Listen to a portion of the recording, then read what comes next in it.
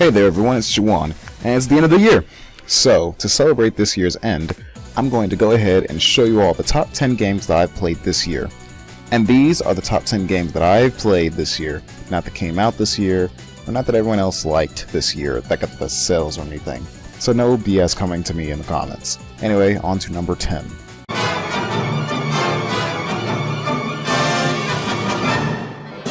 In my number 10 spot, I have Bioshock. We started this game this year to finally complete it. You can watch my Let's Play of it in a link that's probably on screen that's flashing in your face that will cause you to have seizures in 5, 4, 3, 2, 1. Alright then. Now, you play as a guy named Jack. After your plane tries to pull a flight, you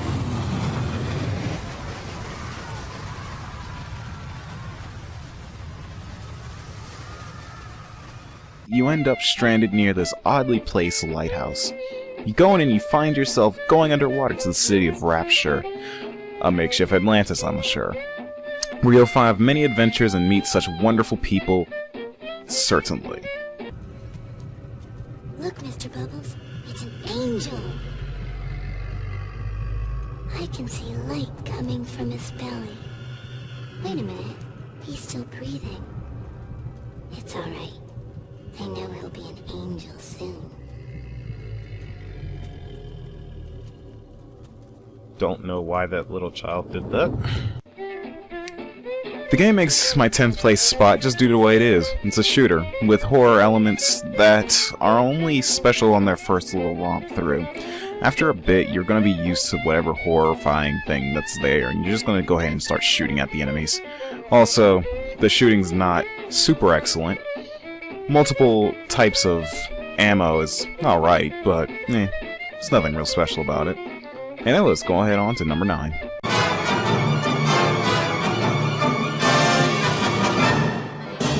In number 9, we have EYE Divine Cybermancy. This is a recent purchase for me from my friend Ash Lee Birch. Hope you don't mind me using your name in my video, dude. Oh wait! You don't!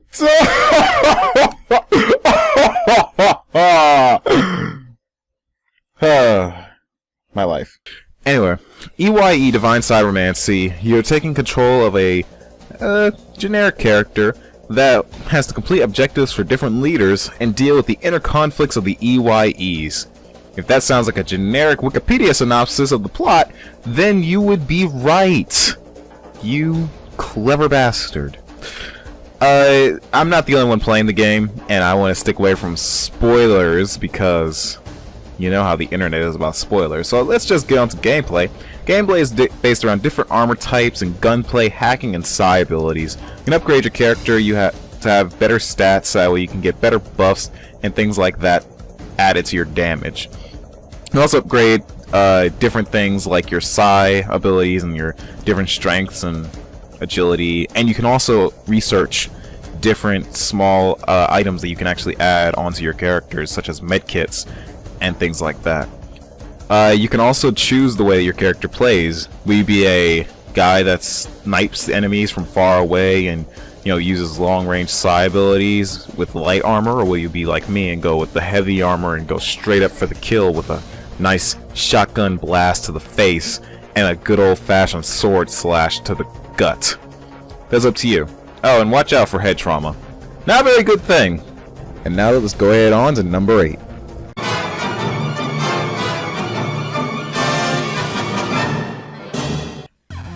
Coming up in number 8, we have Commando Rearmed, being a remake of a game I really enjoy.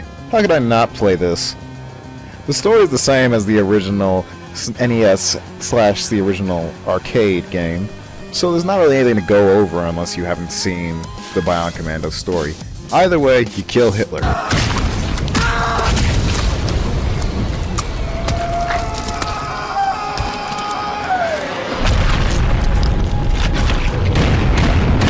There's your story.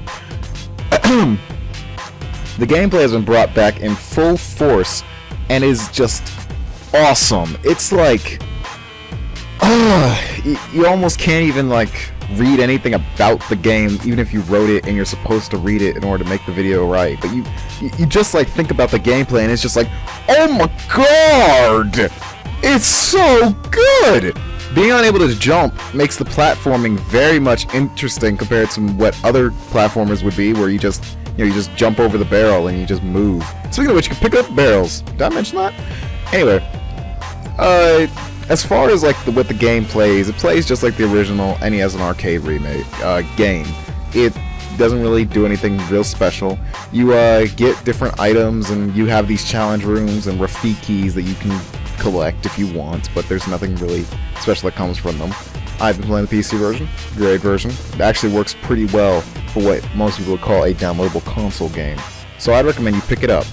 Don't pick up that 2008 Bionic Commando game that was released that was supposedly basically saying that the Bionic Commando, his wife, that his wife was, for some odd reasons, his arm, which, it's not exactly Sonic 06 level weird, but that's something very, very strange, I must admit. Anyway, let's go ahead on to number 7.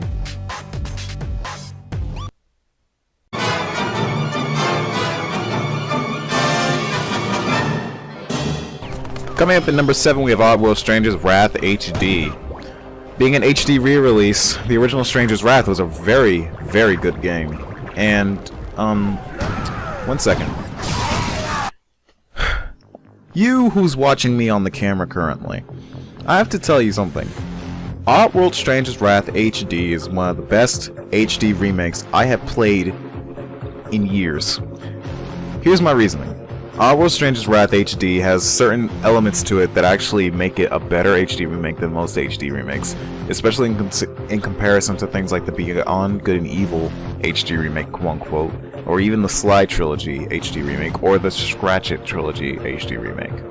What Oddworld Stranger's Wrath does is, while it doesn't add new game modes or anything like that to the game, it redoes every single thing in this game and higher resolutes it to a much better resolution that makes it a much better looking game than what it originally was. To where it's not like the Okami, Capcom putting Okami on another system, so let's show the original version and then blur it up so that way we can make it look like the new version is so much clearer to make the old one look bad.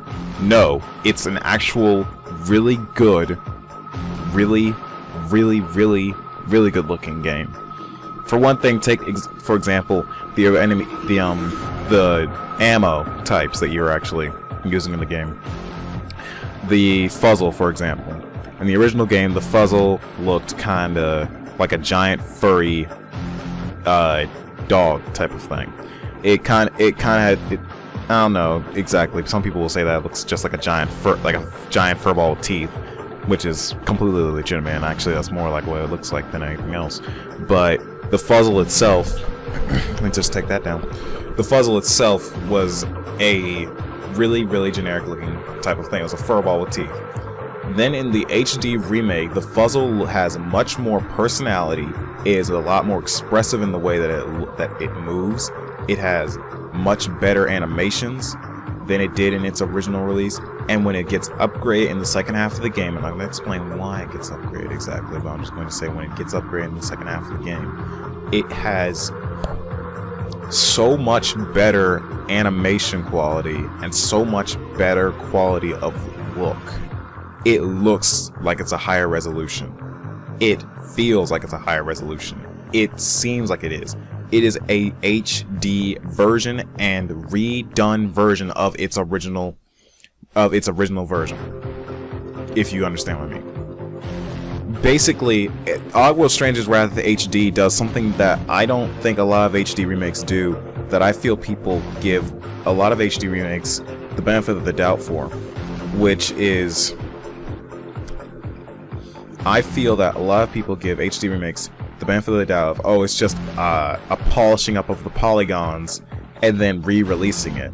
That is not how an HD remake is supposed to be. And similar to how Mortal Kombat 2011 established the way that fighting game stories are supposed to be told from now on, because you had a fighting game with a competent story, Oddworld Stranger's Wrath HD is now my definitive reason for how I judge HD remakes. That Sonic Adventure 2 Battle remake, HD remake, I played that. That game is shit. And I mean that, as in the HD remake is even more shit than the Battle remake was, than the Dreamcast version. Compared to Oddworld Stranger's Wrath, to get any rabid Sonic fans who still think Adventure 2 is the best game in the world off my back. That is bad. The Beyond Good and Evil HD remake doesn't look half as bad, doesn't look any much better, in all honesty, than the original Beyond Good and Evil. And apparently they're making another one that's like realistic or something like that. The way the screenshots they look like they're going realistic. That'll be another Sonic 06. That's the second time I've mentioned Sonic 06 in this video. Hate that game. Anyway, Oddworld Stranger's Wrath HD is the definitive way that I feel people should make HD remakes. And it was made by a very small group of people, Just Add Water, which is like a sub-company of Oddworld inhabitants who haven't made a game in over 7 years. Oddworld Stranger's Wrath was the last game they made in 2005. I'm sorry to look straight at the camera, that's creeping me out. I don't like when people use it in videos. But that's appalling that a small team basically remade the entire game from the ground up and did it well in an HD format. That is how you make an HD remake. And I'm not going to take bullshit from any more major companies like Ubisoft or Activision or EA or even Nintendo if they try to start doing HD remakes of their old games. I'm not taking that anymore from them, because this is a definitive way that you make HD versions of your game, and that is the end of it for me. You could say, now you can say how another game that's an HD remake also did it very well, and how you can defend Sonic Adventure 2 Battle HD. Don't know why it's Adventure 2 Battle. It's not that excellent. Or you can defend how the HD looks or anything like that. Or you can defend Beyond Good and Evil HD if you really liked the HD remake. Or the Slice Collection, which I'm not saying that any HD remake is bad, but that is not the way that you do it when you make an HD remake. In fact, the Sly Collection is also a good example of it, but that's just going to be me rambling on about HD remakes, and I really just want to go ahead and say that Oddworld Stranger's Wrath is a great game. I recommend you buy it. I recommend that you go ahead and you find it in your local, I think it's downloadable, so you can actually get on the PlayStation Store, and you can get it on Steam. And I'd recommend it. Is a game that I say is the best way to get it. Also, Stranger's Wrath HD got updated. I originally had the original Stranger's Wrath on PC for almost 2 years, and then Stranger's Wrath HD is just a patch for the PC version. So if you had the original Stranger's Wrath on HD, you just get Stranger's Wrath HD for free. Unlike the console version, where you had to buy, if you had it on the Xbox originally, and I had to buy the PS3 version or buy the Steam version, which is just dumb. So, yeah, Oddworld Stranger's Wrath HD, great game, recommended. Buy it during the Christmas sale. Buy it at your convenience, just to get it. It's a good game. Relatively good story. The CG, while the CG isn't up-resed, the CG is 2005 CG, so it's not terrible looking. It's not the Sonic Heroes CG cutscenes where they look all shiny and everything. It's an actual like CG where there's lighting and effects and everything, which Oddworld Inhabitants has been known to do well with. But then again, that's just me rambling on about the CG in the game. I'm just gonna say CG looked good, but it's still the original CG from the original game, so nothing real special about that. Anyway, let's move on to number 6.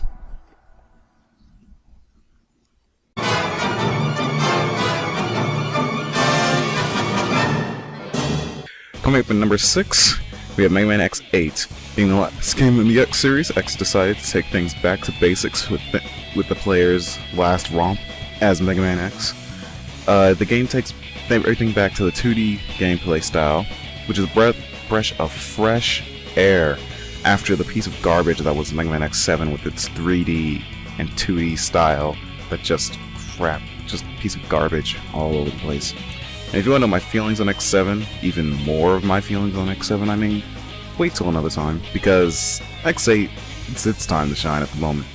The gameplay works similar to the other X games with the fast 2D side-scrolling action. You have to take 2 characters into every stage with you, which is similar to X7. In fact, that started in X7. But at least it's not as much of an irritant as it was in X7. It's no longer like when a character falls, the other character just, you know, is so distraught with the fact that one character fell in battle that they just die. Like, it's not like that anymore. Now it's like if the character falls, then the other character will come out and fight for the rest of the time until you can regain the other character's health. The soundtrack got a major upgrade off of X7, and using rock and having secondary versions of every song. So there are 2 versions of the actual title theme, there are 2 versions of before boss theme when you're talking to the boss. Speaking of talking to the boss, the voice acting for the game got a major improvement. X, I thought something like this might happen someday, so I've prepared parts for you. First, I'll give you the neutral armor. You can power up this armor by adding parts to it. I have new parts for you.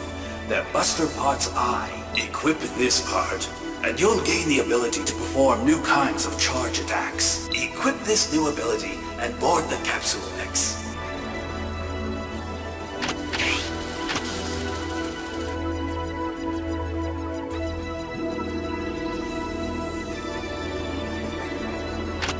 I hope this is the last time we need to use weapons of war like this, X. I really do.